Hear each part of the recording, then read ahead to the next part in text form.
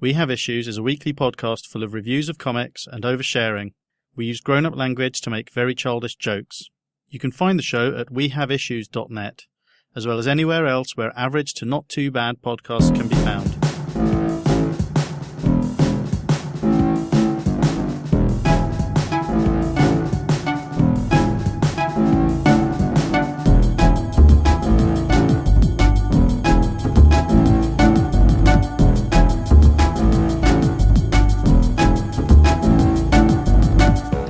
I have a question. Okay. Are Tootsie Rolls just the same as Reasons? Do you remember Reasons? That chocolate chew.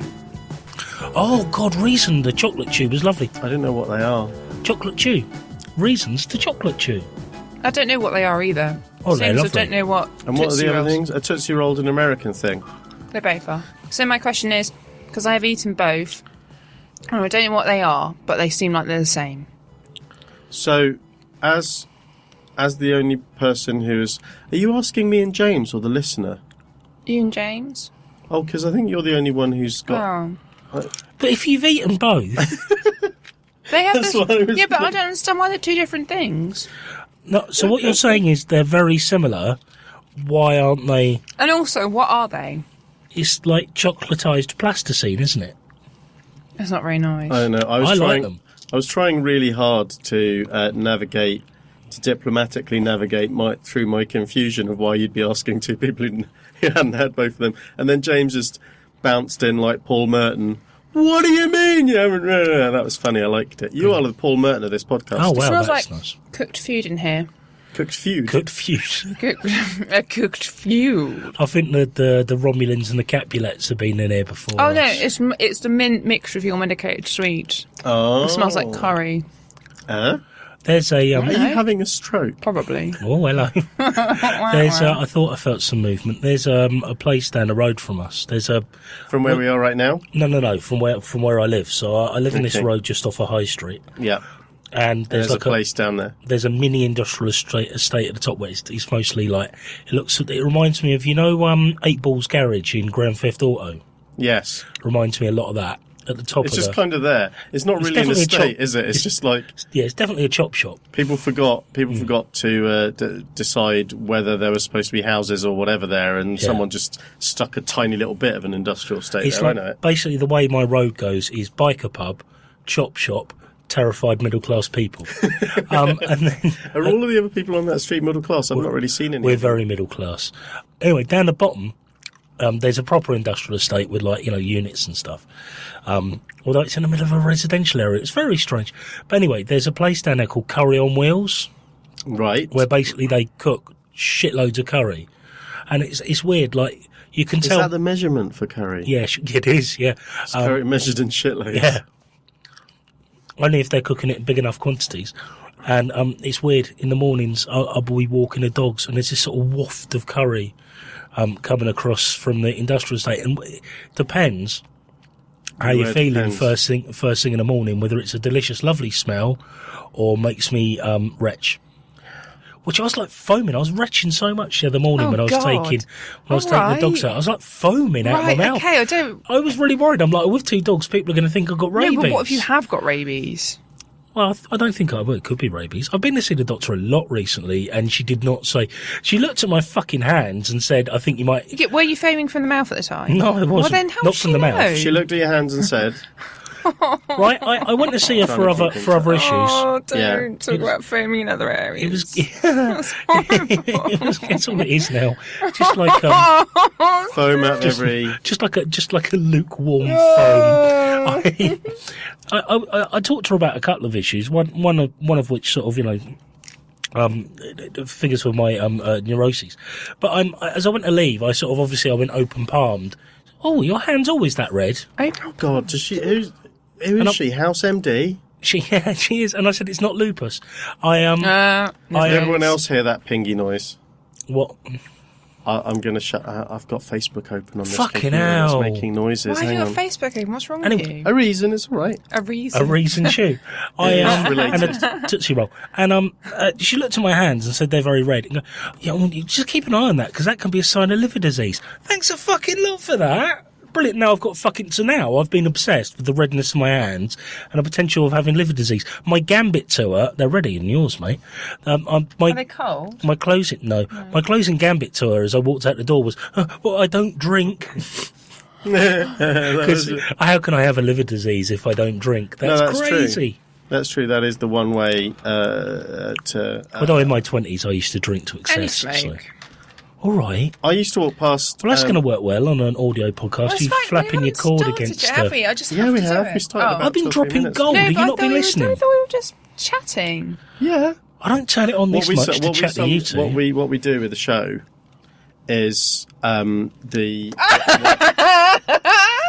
She just threw her empty Mentos packet in my face and I feel offended. Sorry, Nick. You were talking as well. That's really rude of us. Jane. You started it. Yeah, so what normally happens with a podcast is we pick a moment at which we're just having a conversation and then it just fades in after the music. I thought you were still doing sound checks. That was like, it seems like half my life ago. Do you have any idea how confused I am right now? I neither know nor care. I have had a cold for... You know how in doctor's surgeries it says, if you have the same cough for more than 2 weeks, they've got posters everywhere. You've got lung cancer. If you have the same cough for more than 2 weeks, please book an appointment to see your doctor. And you think, well, I don't want to be a fuss, and I can't really remember at which point the cold started. So you give it 3 weeks, and you go in and you say, I've had the same cough for 3 weeks, and they say... Oh, yeah, there's a cold going around at the moment. It takes about 4 to 6 weeks to go. That's what my doctor told me, that this will take 4 to 6 weeks to lift. I, too, have the cold. I started on New Year's Day. And when you have a cold for long enough, like we've had, you start to get other illnesses and bugs go around that you get on top of them, and then you get confused as to which symptoms are which. I had an ear infection. I got an ear infection. Is it an ear infection? Oh, Jesus. I can't hear in one ear. I think I might have missed at least 2. I'm almost done on my antibiotics, but I think I might have missed my afternoon one. We've got to get used to this working out. We've got to work out how to schedule pills because we're getting quite old.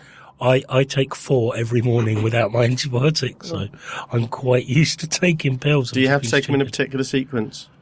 No, I take them all at once. Cram them all at once. Yeah. But earlier in the week, our household, thankfully not the baby, but our household had a sickness and a thingy bug. DMV. So you, your wife, and your dogs? No, just me and my wife. Oh. She got it first, and then I got it.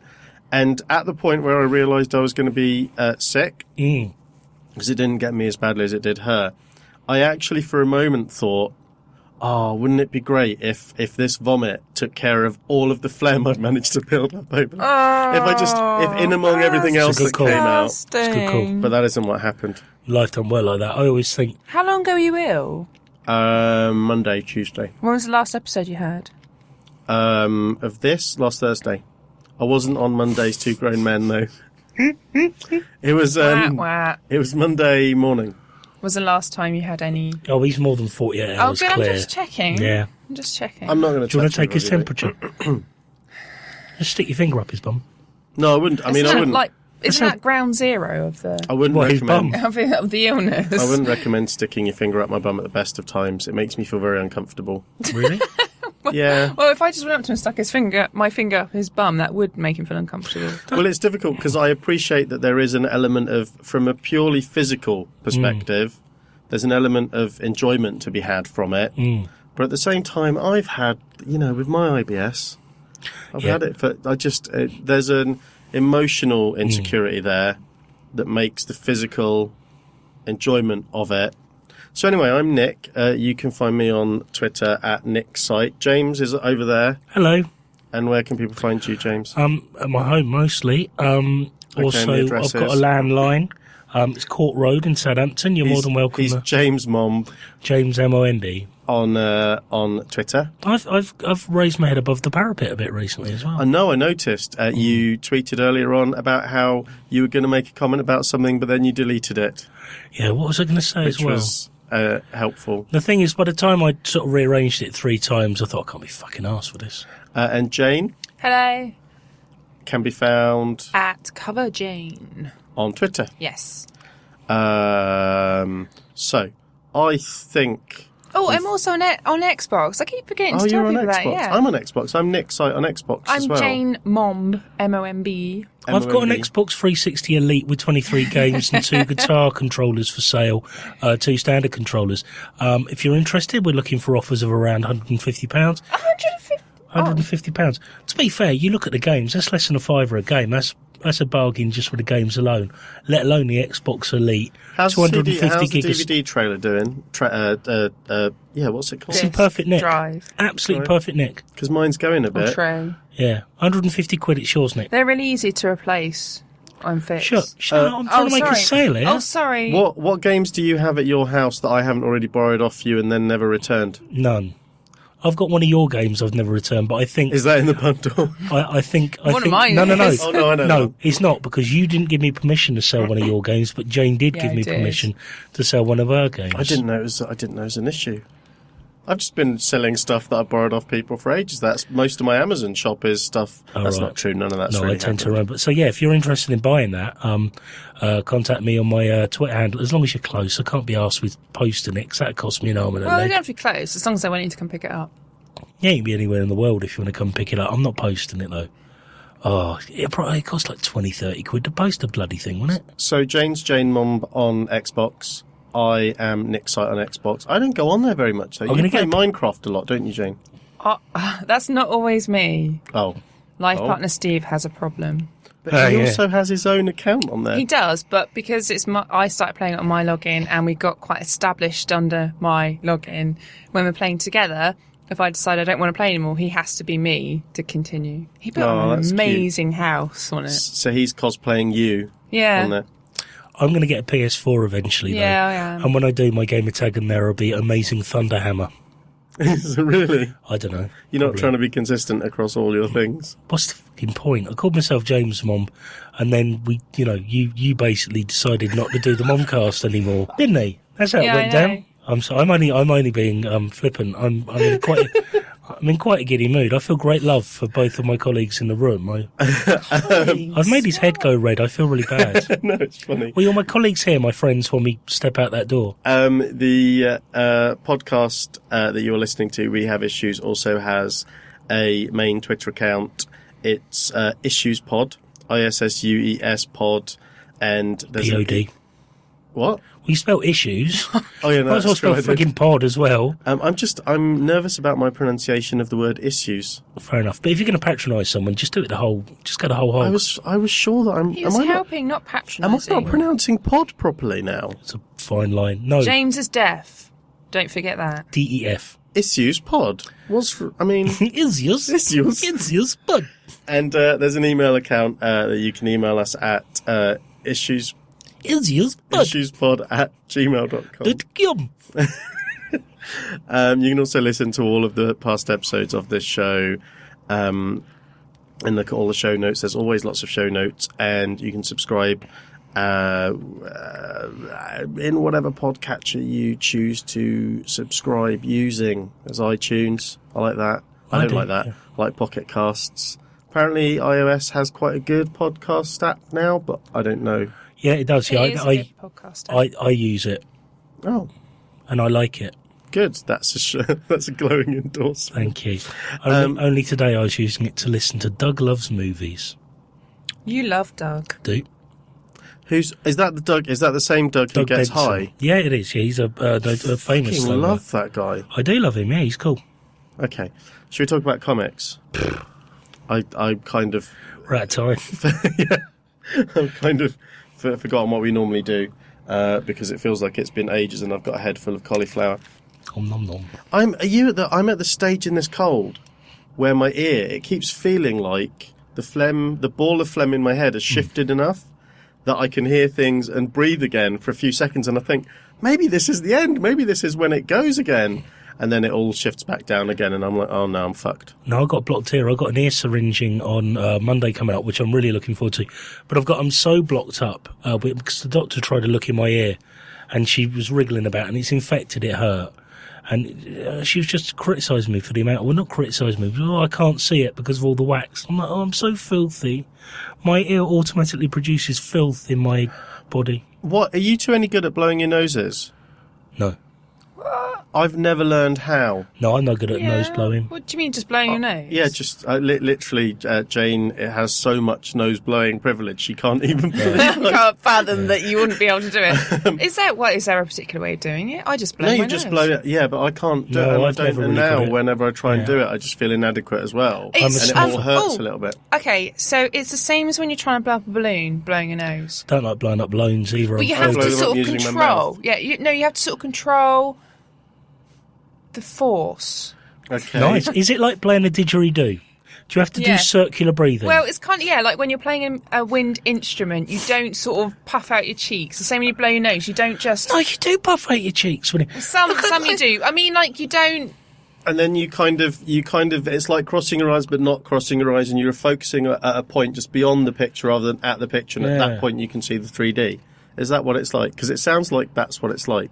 I've It sounds got like a magic astigmatism, I eye can't do that. for your nose. So when you blow up a balloon, if you puff out your cheeks, it hurts and it hurts your ears. Like when you blow your nose with no inhibition that you're just going to blow your nose without controlling the force of it. Now I feel a bit bad. Oh, maybe because I should teach you. Now I feel a bit bad because I think Jane might be blowing up balloons wrong, and then so I've got balloon blowing up privilege. No, I've never been able to get the hang of it. So I am. And when James said that they're going to syringe his ears out, I was just like, why don't they just? Why They don't can doctors syringe just your prescribe you syringes for like? Why do I have to learn how to blow my nose? Why can't they just give me something? You can get a saline wash that you squirt into your nose and it'll clear everything out. But can you then suck everything out using it and look at it and go, suck. "Oh, I that's wouldn't. A cheap way of of doing that is you can have a tramp piss up your nose. Oh, James. What? So Is that your specialty? I dress up like a tramp and I piss up people's He's not noses. a tramp just because of his earwax. Jesus. You can send, using that email address I mentioned earlier on, you can send us contributions as well. We do sometimes have contributions on the show. Later on, we will have Clarky, the Crawl of Dissecting Worlds, talking about Mike Ploog's L. Frank Baum adventures.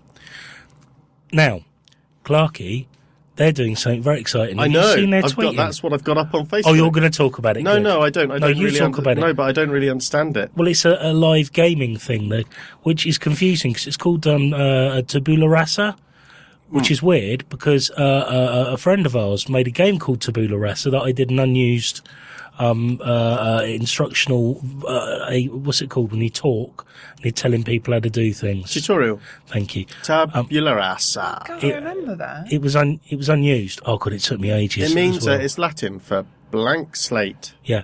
So it's I learned weird. that from the X-Men. It's one of those things. What's it called when you've never heard of something and then all of a sudden you see it everywhere? Because I've seen... There's a word for it. There's I know a term there is, for it. yeah. And it's like German. It's sort of something. It's a psychological term. Schuldenladen. But it's a live gaming event that they're holding up somewhere in the north.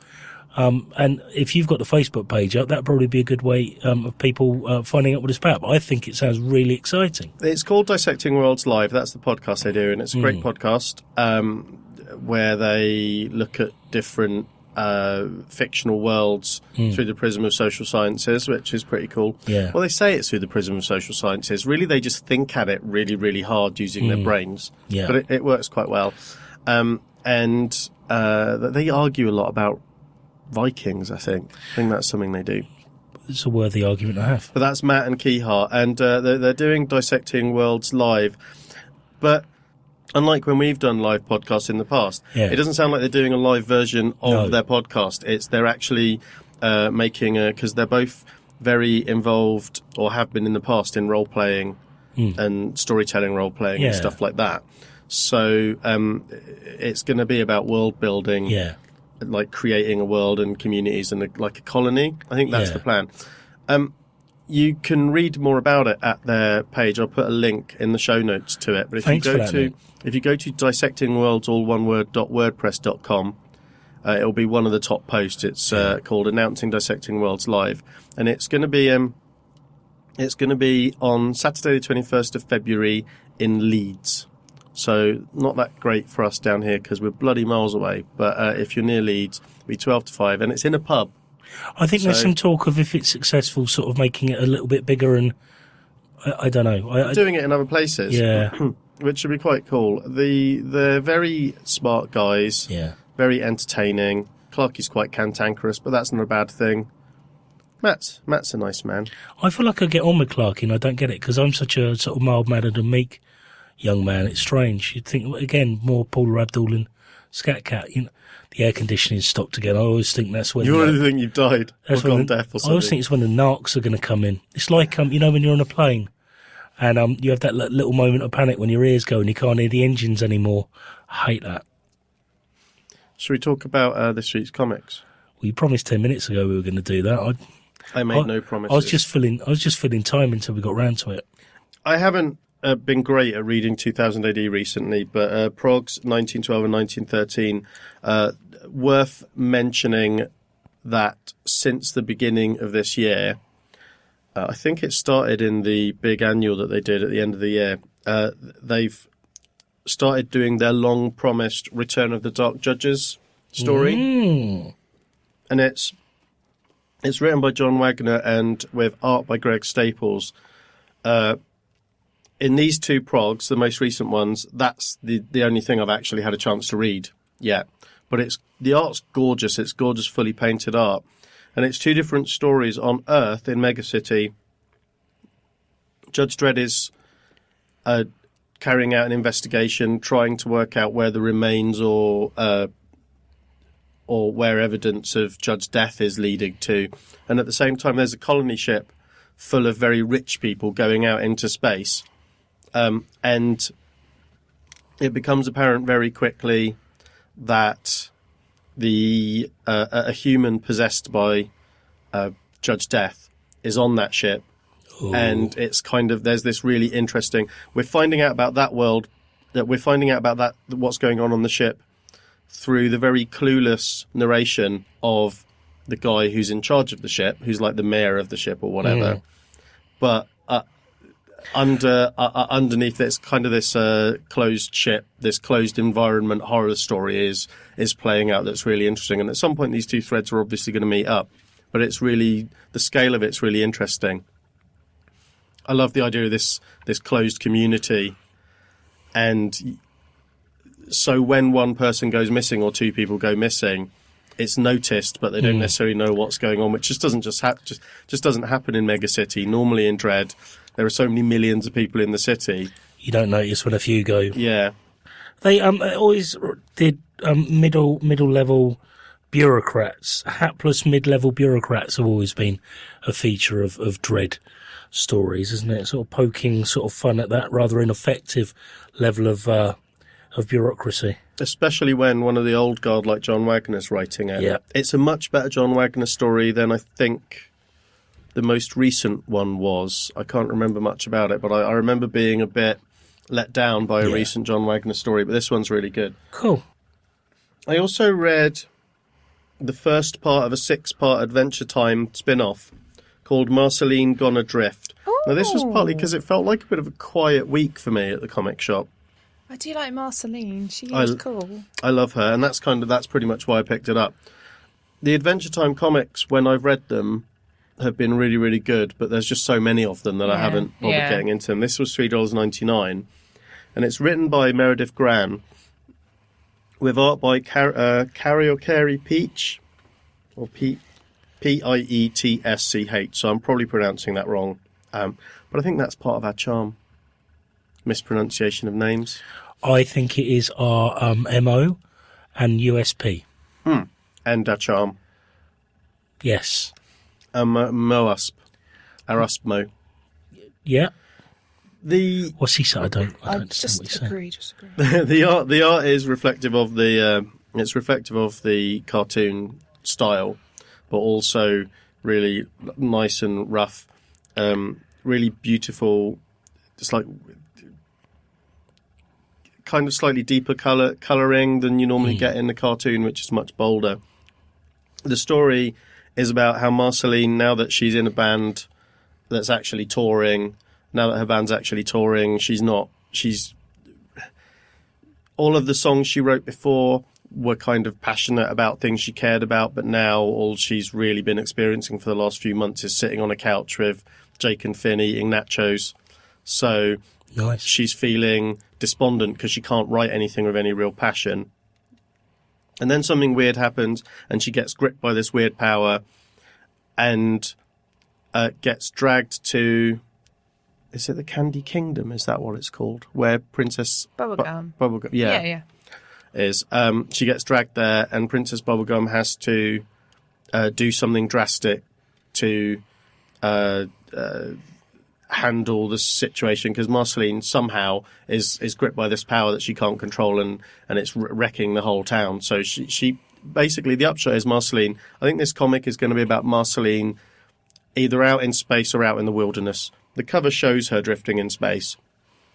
And I think it's going to be like a journey of her, and maybe there's going to be an element of PB trying to rescue her, because there's loads of stuff in this about how Princess Bubble... Is she Princess Bubblegum? Yeah.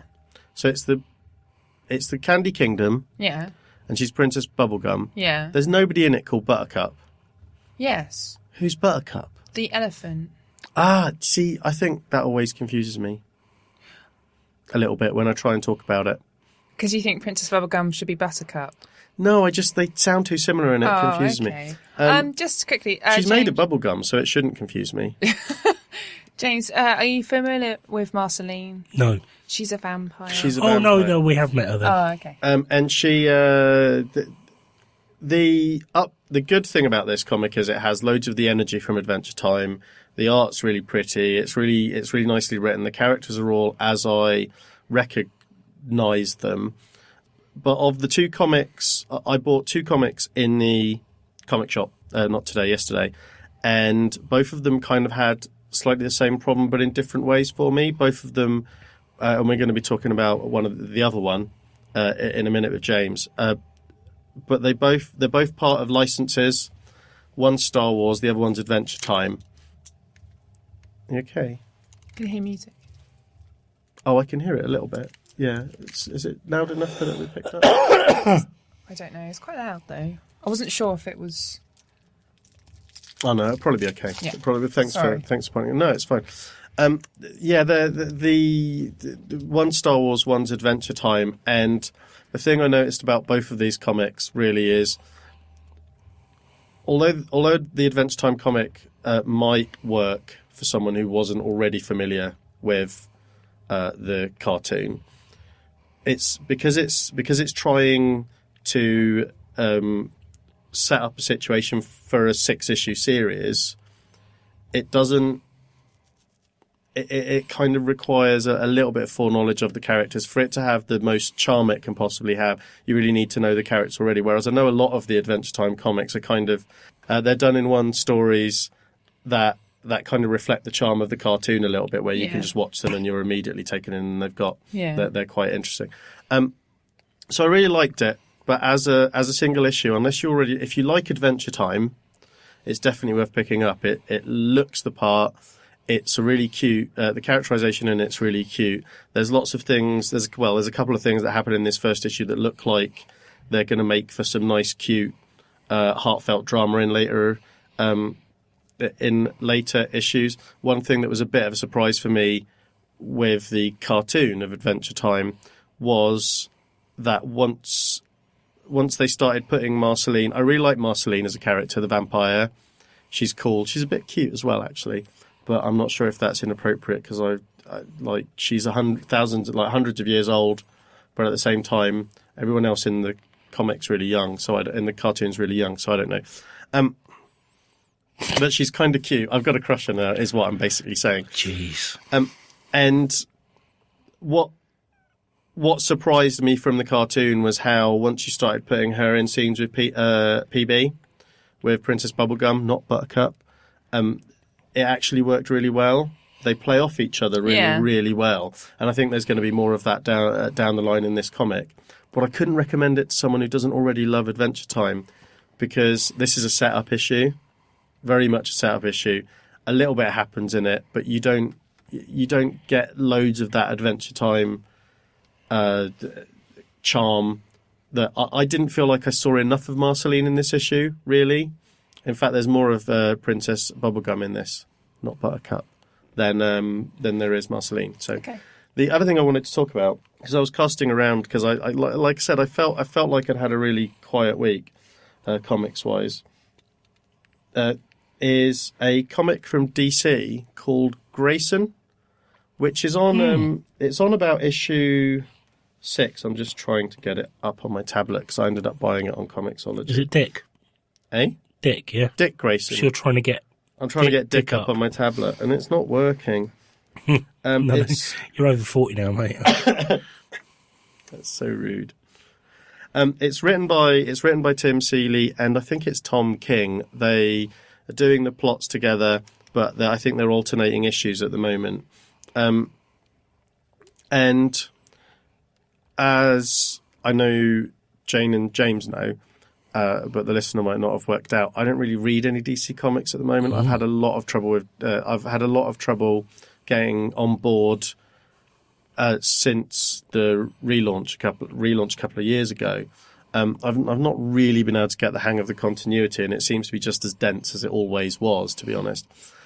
So there are only odd books I've been picking up, and usually they've been completely separate from. They've been books that are completely separate from any sort of continuity. But I think I must have seen some panels of Grayson somewhere, or it's possible. It's possible that as part of the whole launch of Gotham Academy, which is a really cute-looking and nice book set in a prep school. I don't think it's just girls, but it's mainly about these teenage girls having adventures in this big old school with the shadow of, Batman's a shadowy figure in the background of what's going on in there. In this, I don't know what it's taken to get him there, but Grayson is about Dick Grayson, who is working undercover. At some point in the recent past, he's had to fake his own death to handle some situation that was happening in the Bat books, maybe? He's an undercover Dick. Yes, he's an undercover Dick. Yes, very good, James. You're just going to keep making that same joke, aren't you? Well, no, I'm going to keep making Dick jokes when the opportunity... But even if you weren't reviewing a Dick Grayson book, I'd be doing that. Why is Comixology so difficult? It can be, can't it? Yeah. It's a bloody nightmare. Right. I think the reasons that have got Grayson into the situation he's in, are maybe quite complicated and a little bit convoluted. I'm not sure. But what effectively this comic is about is he's faked his death. I think people know that he was Robin and Nightwing. And he's ended up working for a shadowy espionage organization called Spiral, I think. I'm having to go on all of this from memory because I haven't got the comic in front of me. This organization, that all of the agents have these implants, which and this software, which means that their faces always appear as indistinct to people. So he can still exist as an agent for this organization with people thinking he's dead. But he's walking a tightrope, often literally, but figuratively, because... Well, he's got circus skills. Yeah, it comes easy to him. I know, it's clever, I think. Yeah. Because he's actually gathering information on this organisation for Batman. Batman's hardly in this book at all, though, which is good. So there is this continuity, there's this stuff that's going on. But how the stories in each issue pan out, and nearly every issue is kind of a standalone adventure in its own right. All of these plot lines are ongoing, but each issue is kind of a story in its own right. What you get is him on these wild espionage adventures, these sort of James Bond or Alias, the TV series-esque adventures where he's having to gather information or artifacts or whatever for this organisation, while at the same time trying to get information on the organisation, while at the same time kind of having identity crises because he's got camaraderie with the other agents he's working with. They trust each other, but they only know so much about each other and stuff. But you also get this underlying thing, which is the thing that I really like, and you don't get in a lot of really continuity-heavy comics, which is you get this real sense of character. Dick Grayson is obviously the character you see the most, but he's such in among all of the high-stakes, high-stress situations he's in, he's such a vibrant and energetic character, and he's written really well. Like, he clearly enjoys doing the spy stuff, even though he's not entirely, he's being asked sometimes to do things that go against what he would do ethically, and he has to walk that line as well. Will he kill? He won't. He's being asked to kill. Will he kill? And stuff like that. Each story I've read so far has been really good. The most recent issue, number 6, isn't the best example of a comic an issue you can just pick up and read, because there is quite a lot of this weird, the behind the scenes stuff of what powers this organization, the secrets that he's trying to uncover, are kind of they're like a slightly watered down for DC continuity version of some of the really weird conspiracy shit that happened in Grant Morrison's Invisibles. Okay. They might even be elements that have been entered into the Bat universe by Grant Morrison. I don't know. The guy above him in this organization that he's trying to find out about, the people he's taking orders from are metaphysical and a little bit weird. And so there is this element to it as well. Midnighter keeps turning up, and I thought that'd be something that would really irritate me about the DC 52 version of Midnighter. Mm-hmm. But he works really well as a foil to Grayson, because he thinks he's a good guy. But Midnight is a pretty good... If you're going to have a guy who thinks he's a good guy but keeps getting into fights with your actual good guy who's a double agent, Midnight is a good one, because for a hero, he's pretty murdery. He's quite a violent, angry dude. So it's quite interesting having him there as this. When he turns up, things really get interesting. The art is gorgeous. I think it was as good as the writing is, I think it was probably the art that got me really into the comic. I'm just going to try and find out who it is who's doing the art. It's really crisp and clear, and Crisp and Clear is Crisp and Clear. That's who's doing the artist. The action and the scale of the action and the movement in the action works really, really well. Because it's this really crisp, clear style, but the characterization as well. There's a whole issue where, because the base hit Grayson's base of operations, where this organization has him hidden away, is because it's an international. He's getting jetted off to all parts of the world for these adventures. His base of operations, they've squirreled him away in this old. Like prep school for girls in England. It's like an old castle. It's exactly what you'd expect in an American comic. If you had it's a little bit Hogwarts, it's a little bit St. Trinian's, sort of really old buildings and the chapel and all of this stuff, which should irritate me because it's very twee. It's very Richard Curtis. Those places exist, man. Yeah, I know. And some people really like Richard Curtis and his oeuvre. I know. I'm not one of them though. There's a whole issue where they're kind of only supporting characters in it, but we've seen a little bit of the girls who are at this school and who get into scrapes and stuff. And a couple of them have noticed this hunky guy. They can never get a clear picture of his face, but they've noticed this hunky guy, and they're quite lewd about him, as lewd as you can get in a comic like this. They're teenage girls talking about this guy's butt and all of this stuff. Wow. And this school is it's kind of school where all of the big crime lords and everyone send their kids. So they're being trained they've got proper lessons, but they're also being trained in acrobatics and shooting and stuff like that. And there's this whole issue where he notices that they're like looking in his window from a tree or something. And so he decides, well, fuck it, I might as well have some fun. And just... No, James's eyebrows went right up. And just kind of starts doing, like, Jim leads them on a gymnastic chase around the grounds of the school. Because he's like, well, if I'm stuck here... He's Dick Grayson. He's like, if I'm stuck here, I might as well... Parkour. Yeah. And so there's a lot of that going on, and there's like almost a whole issue given over to something fun like that, even though all of the other stuff's also going on in it. It's a really good comic. The art is by Mikael Janin. I'm definitely pronouncing that wrong. You said Crispin Clear? Yeah, that was a hoax. That was a red herring. All right. It's actually by Mikael Janin or Michael Janin or Michael Janin. I'll find out what the proper pronunciation. iVampire. I think he did. I might have done. Soon to be hit TV series Internet Vampire. Is it? Ooh. He might and they also- still bloody cancelled it. I don't know. It's weird, isn't it?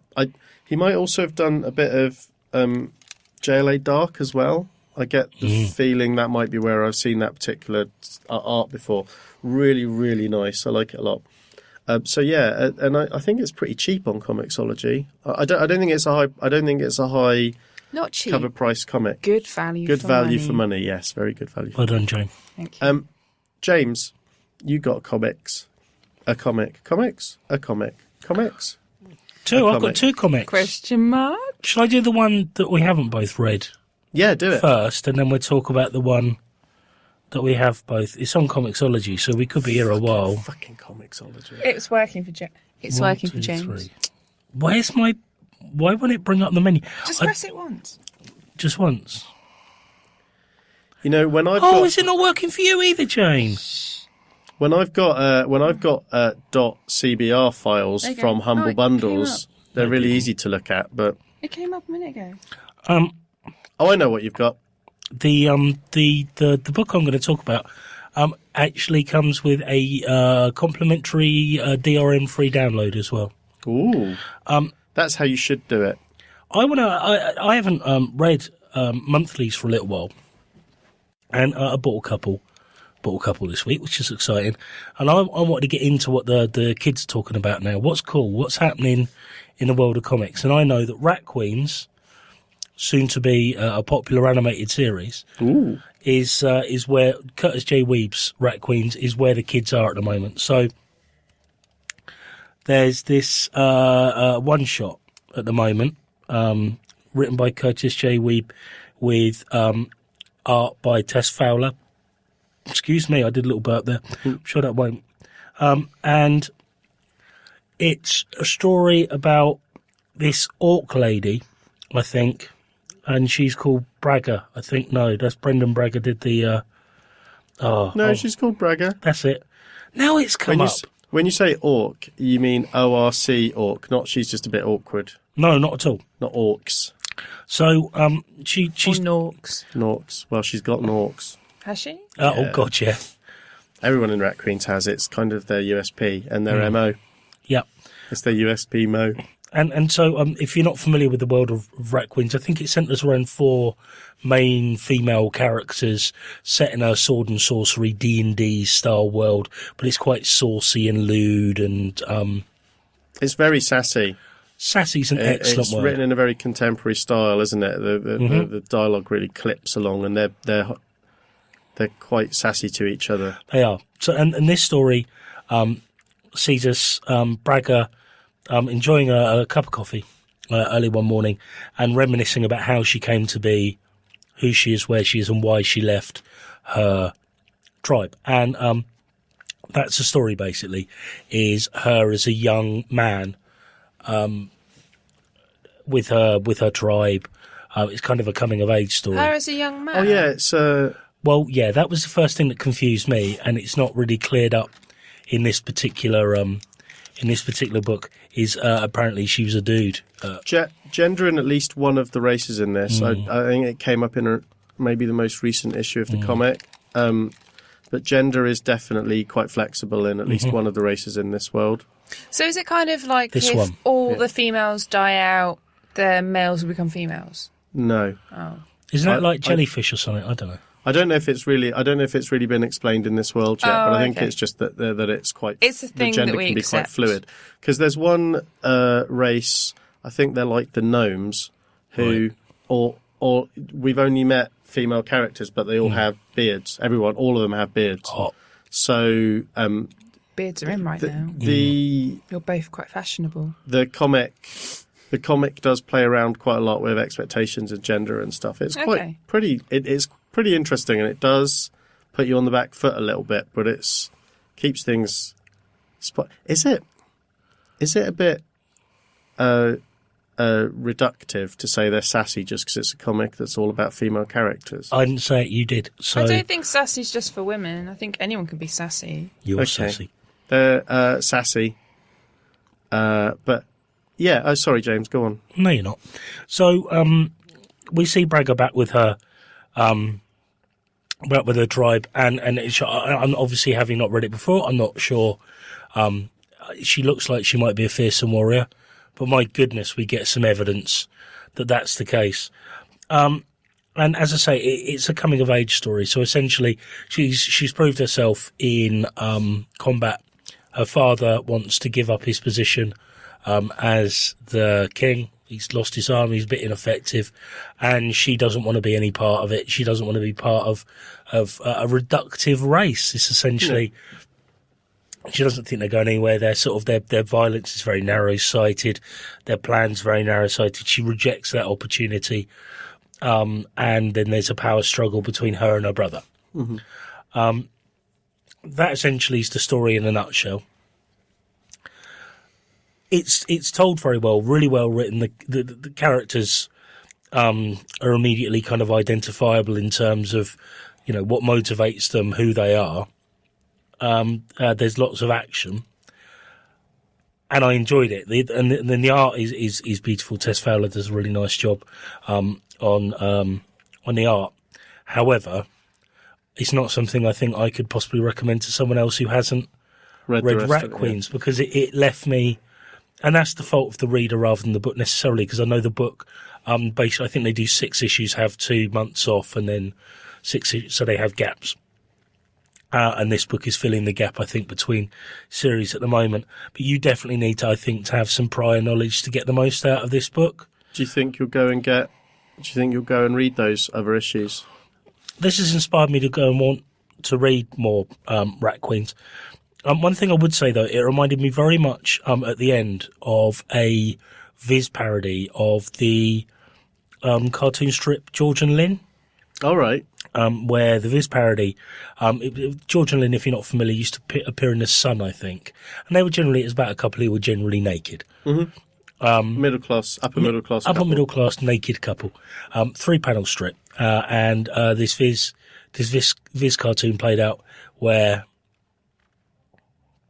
it was George, and the first panel he said, "Lynn." And she said, "What?" He said, "Quick." She said, "What?" And the last, he said, "Quick, sit up." And then the last panel is her sit up, and he says, "The cartoon was about to end and no one had seen your tits." Yeah. And this is kind of, there is an ending that was a little bit like that. It's like, we apologise for the lack of nudity. Here's some now. But again, because I haven't read Rat Queens, it's difficult for me to fit it into the context of the series as a whole, rather than being a little bit of like, it was a nice cheeky way to end, which is, I guess, a spoiler, so I apologise for that. Although the story itself is kind of bookended, so. Mm-hmm. But because I don't know Braga's character very well, it felt a really harsh juxtaposition between the character I'd been reading, this young man who'd rejected the opportunity to lead his people in this middle section of the book, and then this very randy woman at the end of it. It was very, very odd, but very enjoyable book nonetheless. It's a really Rat Queens is a really interesting book in that the ongoing is a really interesting series in that I noticed that when I read them, because I read them all at once about a month or so ago. Mm-hmm. And it is really, really good. Yep. But I think it is very popular with female readers. Okay. And I can understand why, because it's got lots of, or nearly all of the characters are women. They pretty much all have agency. They're funny. They're like nails hard, all of them. And it's really bawdy as well. But it's written, and aside from this one shot, I think it's written and drawn by guys. Mm-hmm. So it's one of those things where you could take several panels out of context and show the nudity and show some of the nudity and stuff like that in, and it could look quite exploitative. But it absolutely isn't, though. I think, and it's a weird line. I didn't really necessarily get that, because there was enough set up at the beginning, I guess, for me to feel that it wasn't necessarily out of character. But as I say, because the main section of the story's in flashback back to when Braga was a dude, it was a bit. Although I call women dudes as well, so a fella. It was a little bit confused. But yeah, I thoroughly enjoyed it, and yes, I will go back and I'll be reading more Rat Queens, primarily though for the nudity. Yes, I can see that. I like nudity in comic books. The art's always gorgeous in it. Whoever they've had working on the art, it's always been gorgeous. So, I think the next book you've got to talk about might be why I was a bit nonplussed by the stuff on. I get the feeling a lot of people didn't bother launching their comics this week because they knew that this book was about to come out. Yeah, I'd keep out of the way if Star Wars was dropping, to be honest with you. I think they're talking about it's going to be a million copy, or they're looking at something like 1 million issues, aren't they? Was it you who retweeted Rob Liefeld on that? I can't remember. I don't know. I don't think so. Not on this occasion. But I must say, before we talk about it, the number of variants on this book is cynical to the point where it actually kind of put me off buying it to a certain extent. I've bought it on Comixology, so I don't actually have a physical copy of it. But there were lots of people sort of. Were you having a conversation with someone about the relative value of big launches? You were, weren't you? You're talking about what was the big book that you said ended up being used as X-Men #1, the Jim Lee comic, seen as one of the biggest hit comics, I think, of the 90s. Yeah. It's that and the Rob Liefeld tweet I saw, which I assumed was real, but I saw someone retweeting it, was him saying, well done for your 1 million copies. X-Force #1 by me in the 90s did however many, some ridiculous number, because in the 90s there were lots of variants and there was lots of the sales were much larger. But someone else has pointed out in the last couple of days, and I know this from experience of X-Men 1 as well, that just because the publishers sold lots of comics doesn't mean that thousands and millions of those comics aren't still sitting in comic shops. Yeah, a lot of comic shops will have sunk under the weight of some of those comics. And I think what worries me as well is you get the impression that people are buying these books for an investment. That never pans out with a massive book like this. Yeah. The books that go for big money on eBay are rarity. Scarcity is what creates that demand. And I don't think... But Star Wars is such an easy franchise to exploit that, because there is a rabid fan base that will buy anything that has that logo on it. And it's the cynicism of it that makes me feel deeply uncomfortable. It's... and to illustrate that a little bit, I only bought this comic. It's a great creative team, but I only really bought it because I needed something to talk about for this episode, and I hadn't considered going and looking on Comixology yet. So I was faced with shelves that didn't really have much else on them, and I got the last. It's a variant. It's a photo variant of Luke bloody Skywalker looking into the distance. All whimsical. But I got this, and I was standing there talking to the guys in the in Forbidden Planet in the comic shop. And this was in my tiny little pile of comics. And another guy came in who was looking for a Star Wars comic. And because I'd got the last of the normal priced variants, the only thing he would have been able to buy was a 15 quid. Jesus. A 15 quid variant that they had a few copies of left. They're probably still going to sell those. Yeah. But obviously I felt a little bit bad because I was buying it to talk about it on a podcast. And he couldn't buy a normal priced copy of a comic on the day of release. There's all sorts of factors involved in that. But yeah, FP had sold out of it by Wednesday lunchtime. And I think it is impossible to talk about it without acknowledging the hoopla that has surrounded it as well. I wasn't actually going to buy the first issue. I was going to trade weight it. Yep.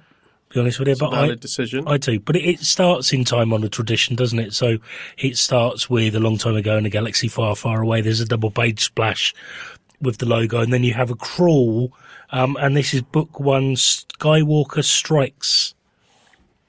Yes. And it starts in traditional fashion as well, doesn't it, with a starfield and a ship passing over our heads. So they're using the same tricks. And it's basically an emissary of Jabba the Hutt has turned up at one of the Corellian factories that the Empire use to create their war machine, who's going to negotiate for trade rights with the Empire. Can I ask a question? So there was the Dark Horse run, and that's finished now. Well, no, there was Marvel, Star Wars, Years and years ago. and then I think No, but recently there was a Dark. doesn't count now. The Brian Wood series. Yes, which when you guys were, or at least I think James was picking that up when we found out that Disney had bought Star Wars and Disney owned Marvel. Yeah.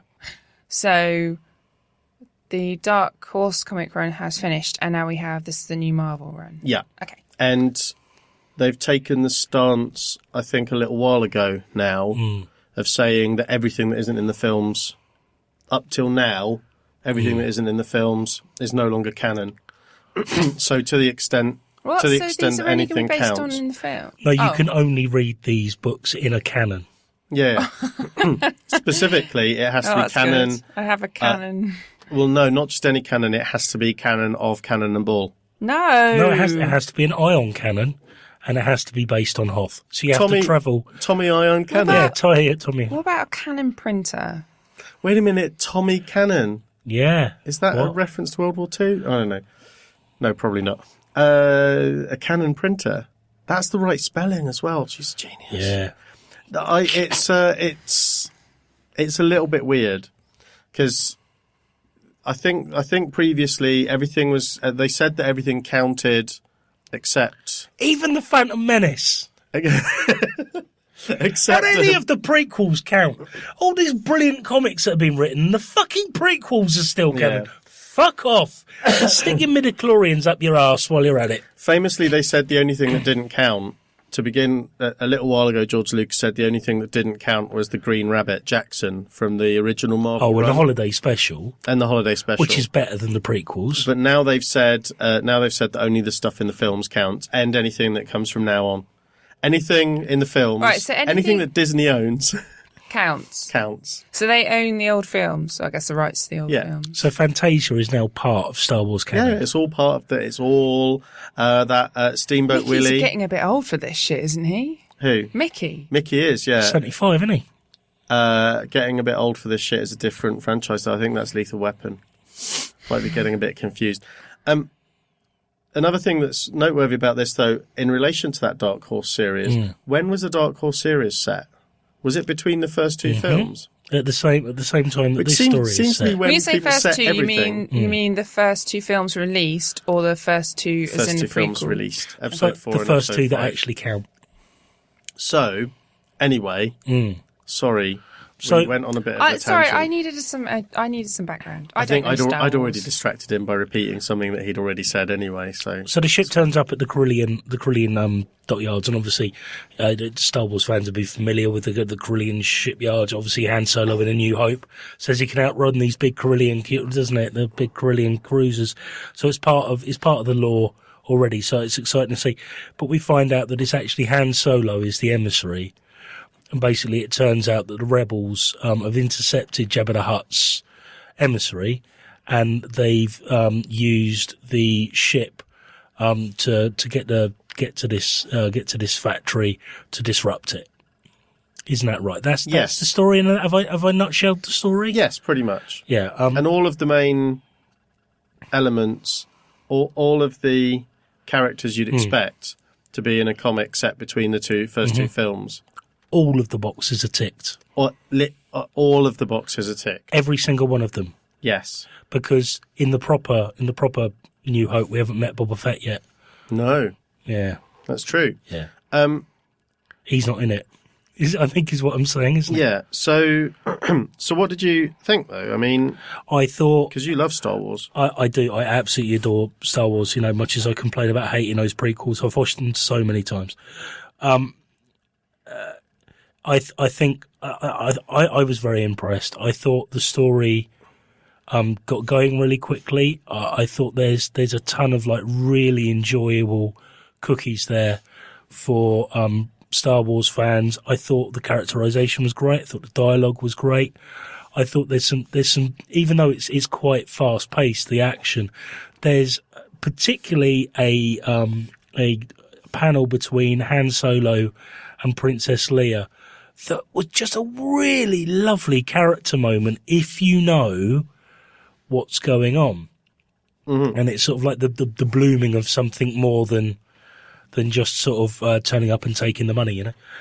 So yeah, the art as well, I think is lovely. The characters look how you would expect them to, and I think that's something that always maybe shackles artists, is having to, you're basically, you know, each panel's a portrait of a very well-known character, and I think that's handled very well.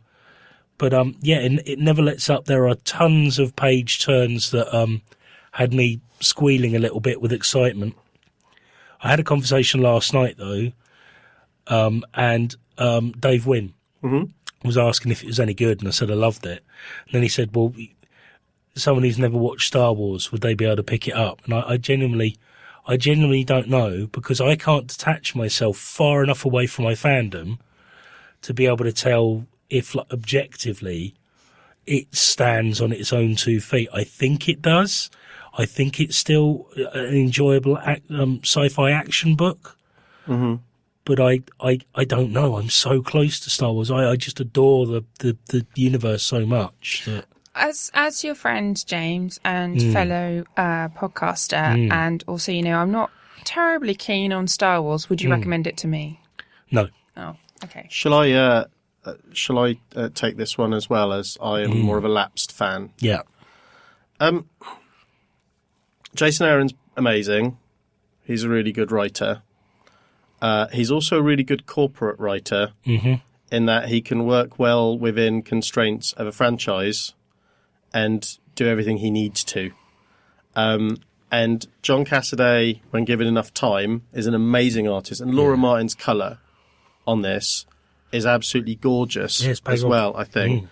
The design, all of the designs, all of the best of the designs and the look of everything from the film is reflected in this, from the films is reflected in this. I think that it is basically the best possible comic you could get based on Star Wars, set between those 2 films. Yeah. With all of the characters in by Jason Aaron, John Cassaday, and Laura Martin. Yep. I don't know if I need to read the second issue, though, personally, because my one problem with it is that it doesn't just tick the boxes, it ticks literally every single one of the boxes, every single beat. And there is a level at which, because I've been watching these films for 30 years or however long as well. No, you've been watching them for about 38 years. 30, is that how long they've been around? How long have they been around? 77, so about 38 years. Oh my God. James is right that there are Easter eggs in this, but I don't know what's left if you take all of the Easter eggs out. Yeah, that's true. Although, in terms of not wanting to read issue 2, there is one Easter egg in particular that I'm really curious to see if it plays out how I think it is, because there's a point where Luke, using the Force, hears, obviously he talks to Ben Kenobi, because otherwise that wouldn't be that box ticked. But he uses the Force to realise that there's an issue he needs to deal with, and there's a character there from the Clone Wars, or a character who looks like one of the characters from the Clone Wars, whose fate wasn't sealed in any of the films or the Clone Wars. And I'm just umming and ahhing in terms of like, well, maybe that...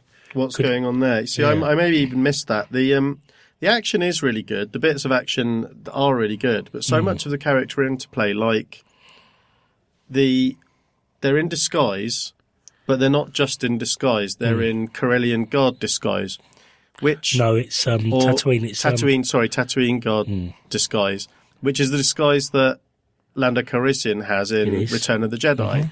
Now, as someone who thought that was fucking cool when Lando Calrissian turned up like that in there, for me it's a little bit weird that they stick that in at this stage, and people get to invert lines from the film and from the films, and they get to be put in roles that are really similar to stuff that happens in the film. But there is an element for me where, and it's possible that they wanted to get all that done so that there was something there for all of the big Star Wars fans who were maybe coming back to comics for this one, and maybe it will tail off a little bit in the second issue.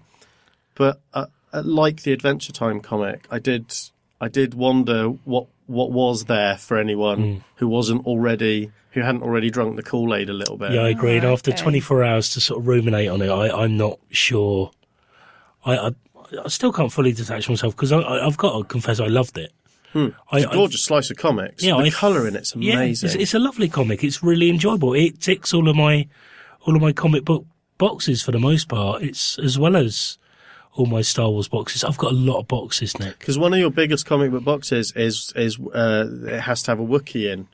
No, I like or David Wynn. At the very least, it has to have one or the other. But these sort of stories, I like to whip along. I like it to whip along. I like to get to the last page, and I can't believe I've read the whole comic already. I like that. With these sort of action, adventure, and superhero comics, big two comics, I want to feel like I haven't been reading for a long time because I've enjoyed it so much.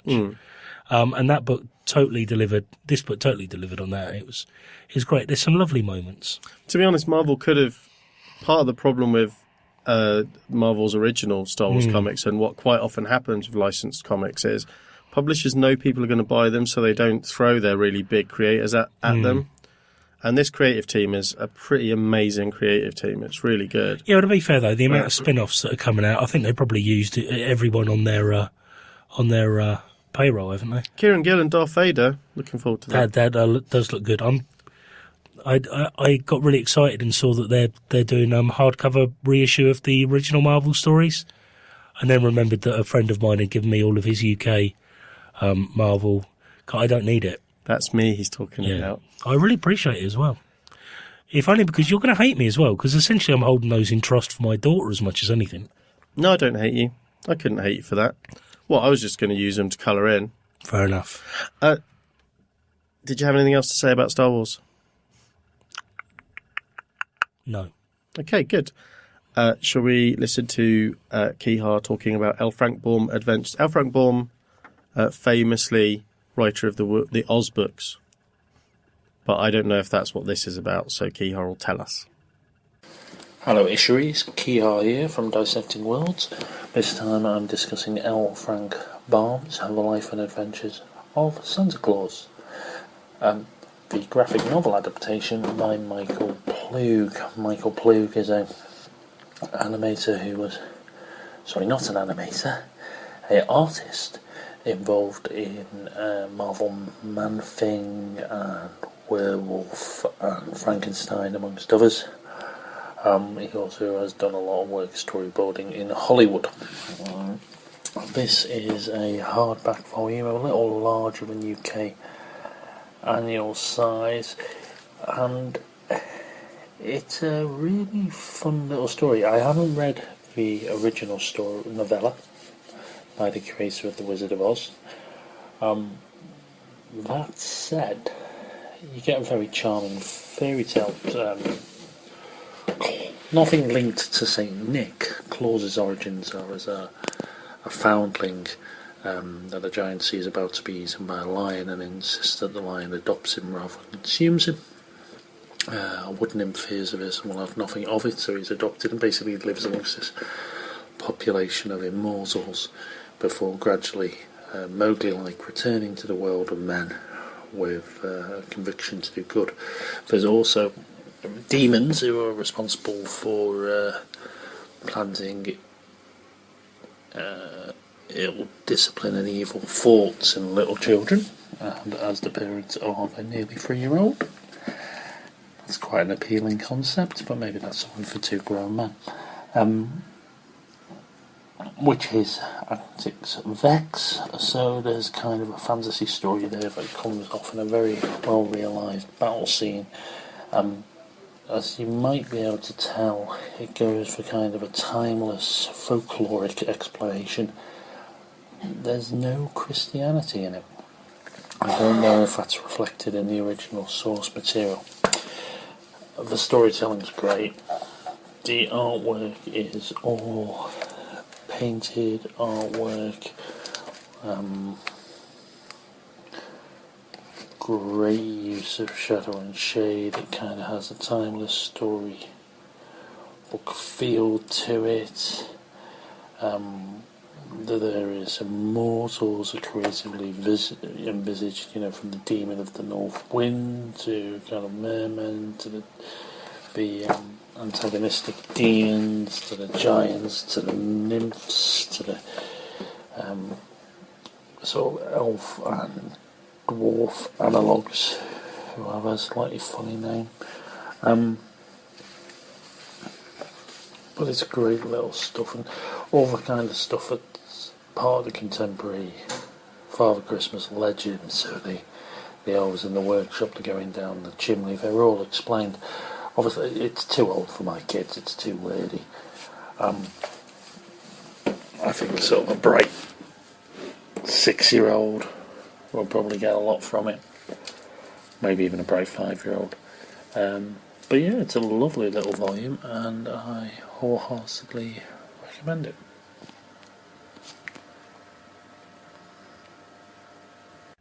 Cool.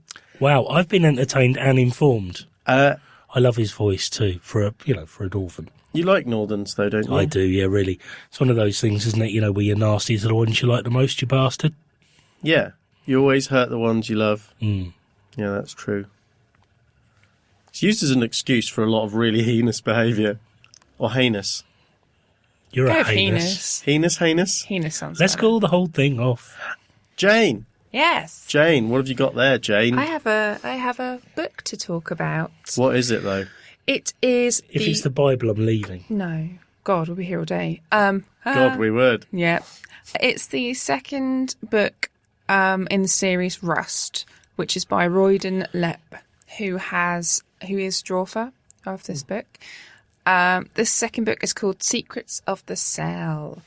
Oh, it's much more eloquent. Is that the right word? Don't know yet. Is More that a context, word? Jane. It is a word. Oh, good. Yeah. He's written and illustrated by, rather than draw for.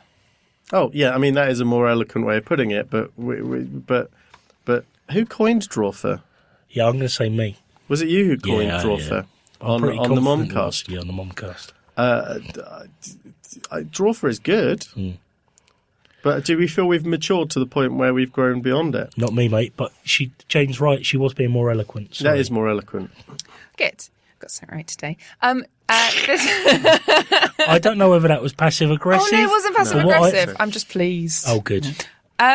Secrets of the Cell. So in the first book, we were introduced to Rowan and his brother, whose name I can't remember, so I'll have to... Taylor. Oh, no, Oswald, on the Taylor farm. So Rowan, his older brother, Oswald is the younger, and it's the Taylor farm. And their mother is still alive, but their father went out. There's been a big war, and it's set in Middle America, but we don't know what time it is, other than... It made me think a little bit of Interstellar, actually. Obviously, Interstellar felt like a bit like this... thing that Rust is set in, because there's been resources are sparse, but technology has kind of advanced, but it's a bit steampunky as well. So they have these sort of robot war machines, but they were not high tech. They were very functional. And the war has finished, and people are struggling and trying to get on with life, and their father didn't come back. So they don't know if he's dead or alive, but the narrative in the book is Rowan actually writing to his father and telling him about things that are happening.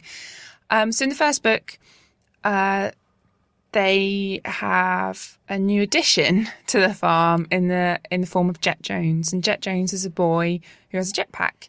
And he doesn't say very much, and he crash lands into the farm, causes a lot of uproar, and is actually proving himself quite useful to the family. Just putting Jet Jones to one side, because he's the main feature of this story. This book, we saw more about the Taylor farm, and there was a lot more around what fates are held for them. So for Rowan and his younger brother, Oswald actually lost his arm. I think it was during the explosion of war. So, what he can do is quite limited, but his older brother wants him to go out and have a life. But farming is all they know, and university and things like that, it's not necessarily something that is as accessible as they want it to be.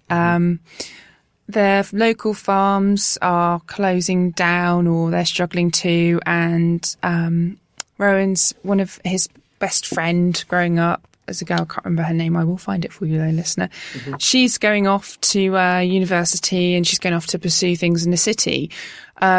She's had to sort of stay behind to help out when Jet Jones arrived, because she'd missed her train. So she's in this quite a bit with Rowan, and they're reminiscing about when they were kids, and there's a bit about, because they're in their early 20s. It's quite obvious that if she were to stay there, they would probably Jessie, her name is. Oh, how did I forget that? I don't know. That's awful, isn't it? It's quite obvious that they would get married and settle down. There's definitely something there. There's definitely an expectation in terms of a stereotype. So there's that element still going on, but the main feature of the story is Jet Jones and where he's come from, who he is, why he's there, why he's being chased by a machine, which they've managed to disable, and then there's a stranger that comes to the farm looking for Jet Jones. So we find out that Jet was instrumental to the war. His purpose was very instrumental, and in terms of the technology itself, it seems like he was quite groundbreaking and going further, breaking his code almost, and leaving his responsibility, leaving his purpose behind. And we learn that is why he's being pursued. It's quite nice because Oswald has seen some very unusual things that Jet has done and is quite freaked out by him, doesn't really trust him, and wants to tell his older brother, but his older brother's preoccupied and Jessie's around and he doesn't feel quite comfortable. So he's sort of dealing with what he's seen and what he's learnt about Jet. Don't want to spoil too much of the story. Definitely highly recommend you read this book. Definitely read the first book as well. I will ask Nick very kindly to put that in the show notes. Yep. And the third one is due out hopefully soon, if not already. I'll have to double check that one. The story's great. There isn't much dialogue in a lot of the panels, but the art's incredible. It is like steampunky colour palettes, feels quite olden, It's rusty. Yeah. Okay. Yeah. But there's a spectacular chase in this book. It's just so beautifully drawn, and the sequence is just superb. This book, it's a chunky old book. It's gorgeous hardcover. Yeah, it's gorgeous. Got this weird, soft, sort of old-fashioned material on the cover. It looks like an old book that's had the dust, that's had the dust jacket removed. Yeah. Yeah, that's right. It didn't come with a dust jacket. No. I got it in Dave's Comics in Brighton. Good wasn't shop. cheap either, so you obviously wanted it. Yeah, I did. It was the only copy I could find. What size is that? Is that A5? That would be A5, I think. It's a little bigger than A5. Yeah, a little bigger than A5. And it's 200 pages. It's a dense book, and there's a lot going on as well. Who's the publisher? It's a gorgeous... Archaea. Yeah, Archaea's. It's one of Archaea's... When they go to town on a presentation, it tends to be really nice. It's properly beautiful. No, it is gorgeous. But this chase sequence, because it's in the air, so they're flying. It's a flying chase sequence. But the sheer representation of the speed is just really, really incredible. It's really, you really get, it's very rare in the book you think, they're going fast. Not like fast. That, that instant reaction of fast, not, oh, right, they're going fast. Just that kind of feeling that you Does it get. have a kind of is a style, because I can't really tell from over here, but is it like a kind of an almost animatory style, like a Scott Morse or a? It's quite cartoony, if you don't Yeah. mind. So No, I guess animator's probably an accurate way of saying it. I mean, it's a gorgeous comic. It'd be amazing as an actual cartoon. well, because a lot of I think there's a lot of. I mean, I don't know about the creator on that, but there's a lot of bleed through now between people who are trained as animators and people who end up working in comics, and those people, like I mentioned Scott Morse, but those people tend to be really good at quite simple character designs, but being able to present movement on a page, which is exactly what you're describing. Yeah, so it it's could sort be. of because I guess they come from a background where they're drawing to a visual medium all the time with storyboarding and stuff like that. So yeah, it looks great. No, it's gorgeous. And in the back of this book, well, I think this is the only format you can get it in, the hardback. There's a reprint of one of the stories they published for Free Comic Book Day, and I think it was in 2012 that it came out. So I've read that one, so it's quite nice to see it again and have it as part of the book as well. Archaea always do amazing stuff for Free Comic Book. Always. Yeah, they do. Yeah. I think you spotlighted the first book for the Momcast, so I'll try and find a link for that and put that in the show notes. Jane as did. well. It was good. Yeah. As was that. Thank you. Yeah, so gorgeous book, brilliant story. Can't wait for the next instalment. I highly recommend you go and find the first book and the second book and read them. Cool. Thanks, Jane. That's awesome. Okay. So what are you guys up to the rest of your week? Anything interesting? James, more phlegm? Bit of earwax? I'm doing many things. Many things. Name three of them. I might make, no, only one of them. I might make a start on the model kit of Battlestar Galactica that I've got. Oh yeah, because you built an aircraft. It's a Red Arrow's Hawk jet. What Battlestar Galactica model have you got? It's new school. But which is it? The actual Battlestar Galactica, or is it a Viper, or what is it? I wouldn't have called it Battlestar Galactica if it wasn't Battlestar Galactica. I'd have said it's a Viper from Battlestar Galactica. So it's Battlestar Galactica from Battlestar Galactica. It's the Battlestar named Galactica. Or BSG, some people call it. Bzg. Battlestar Galactica. If it was on IMDb, it would be Battlestar Galactica with brackets. What year was it? 2000? Oh, it was 2000s, wasn't Something. it? It started in the early noughties, actually, didn't it? Yeah. It's good. That's a good show. I It should is a very rewatch good it show. at some point. It's what you've got to be psychologically prepared to, because it's a submarine. It's Dad's boot, isn't it, in space? So you've got to. It's very military for the beginning. For the first 2/3 of it, it's very military, and then it becomes very spiritual, very, very quick. But I find it's increasingly claustrophobic as the series goes on. Yes, definitely, it does feel like it's closing in on you in many ways. Jane, what are you up to? There's lots of travelling to see various parents that are related to me or my life partner. So not any random parents. But I mean, are you looking forward to it? Yes, or is it I am. obligation? Oh no, I'm looking forward to it. Some of it is obligation, but that's what parents are. Oh, I'm really, seeing the aren't they? family on Sunday for a soup lunch. Oh, I was seeing Saturday, and then on Sunday, I don't know yet. I got a phone call from my dad. I feel a little bit bad about it, actually, because I spent the whole phone call thinking, why are you calling me? This is really weird, because he called me, and when I said, how are you? He said, oh, I'm just calling you to tell you I'm going to Cyprus for a couple of weeks. Just I found a cheap ticket, so I'm travelling out there. And don't tell anyone, because I want to surprise them. Then no one is going to listen to this. And so I spent a lot of the phone call thinking, why is he never tell what? I mean, I never know where he is, because my parents don't tell me stuff like this. It wasn't until afterwards that I thought that maybe he just wanted to talk to me, and that was his opening gambit for conversation. But we got so snarled up on it that ended up being what the whole conversation was about. I used to feel like that when my mum called, but I'm finding that therapy is actually helping that a great deal. Maybe I need to get in some therapy. Oh. But so what I'm hoping is that the ball of phlegm, the ball of phlegm that's the same shape as my head but slightly smaller, that's inside my head, either shrinks to the extent where it's not all my head can think about, or at least moves a little bit so that I can breathe and hear properly again. I was going to ask you guys, what's the... Do that again, because it sounded like Chewbacca.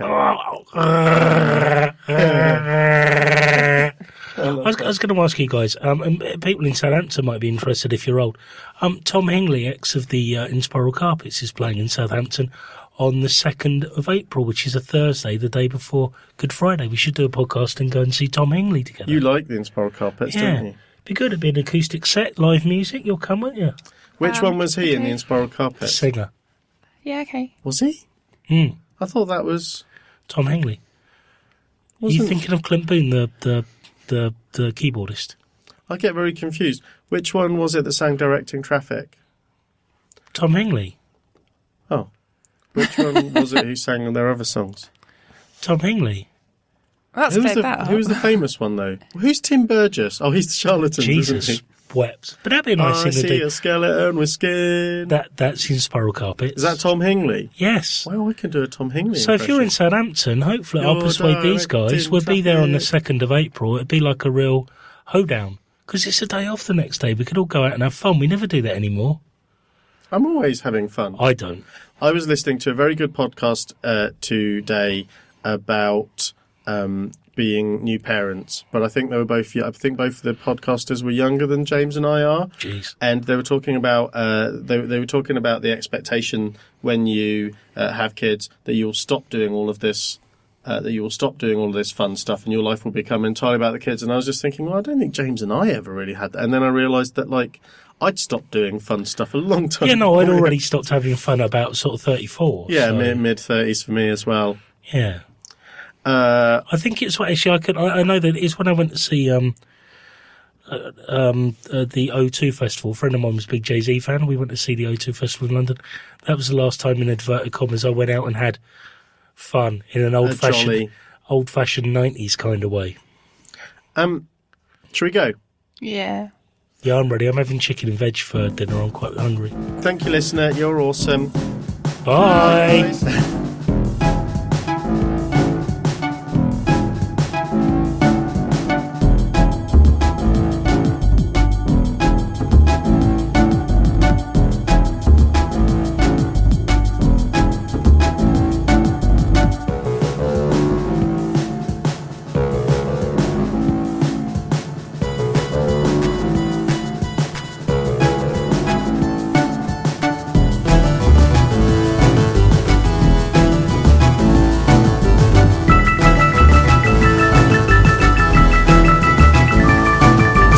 And you'd be like, oh my god, but he's got two hands and another hand on his groin. Because that's the thing with porn, isn't it? That is what a reach round is, isn't it? It looks so easy. I think so. Porn looks so easy because it's doing something that I think the vast majority of us enjoy. I know there's like people who don't necessarily enjoy it, so I'm checking my enjoying sex privilege. But it looks so easy. It's so... I find that I forget that there's probably at least half a dozen people stood behind the camera while these two people are engaging in the most intimate acts two humans can. Well, also do sometimes together. they've got their legs all stretched up in all sorts of different places. Yeah, but I find if you do that sort of thing, it just keeps you limber while you're doing it. Because I suffer from cramp. So if I'm on one position too long, I tend to cramp up. So I have to be, for a fat man, I'm relatively sort of nubile and limber. What doesn't happen in enough pornography, or maybe it's just because I'm picking the wrong pornography to watch, is there isn't enough pornography that has a less tall guy and a slightly taller woman. It's nearly always a more petite woman and a really tall guy. Yeah.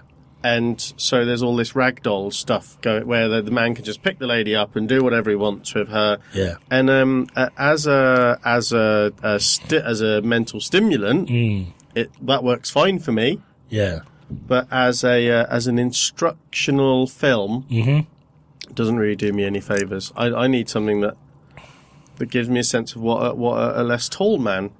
Well, you do. I'm all right. I'm 6'3" and I'm isn't quite Ron big built. Germany really quite short? Ron Germany. Ron Jeremy quite short. Ron Jeremy is quite short. Not when he's laid down. But for all our regular joking about how much I look like him, I don't actually that much, and he is quite gross. I don't really want to watch pornography with him in it. Oh, but that's why? my point. I choose not to watch. My problem is Does he still do it? I'm thinking more when in his younger days. I think lady videos. He's mostly in cameos now, isn't he? Rather than sort of actually, performing. I think that's a misunderstanding. I think cameo's a stage name for just one guy, isn't it? The Word Up guy? Isn't it just one guy? I don't know. I Wasn't think he only Cameo did the a one band? song. I only remember the one guy with the voice like this. Yeah, I remember. He talked like Watch this. the word, show word up. It's a cold word. It is. So, listener, this is We Have Issues. It's episode number 14, apparently. Unlucky for some.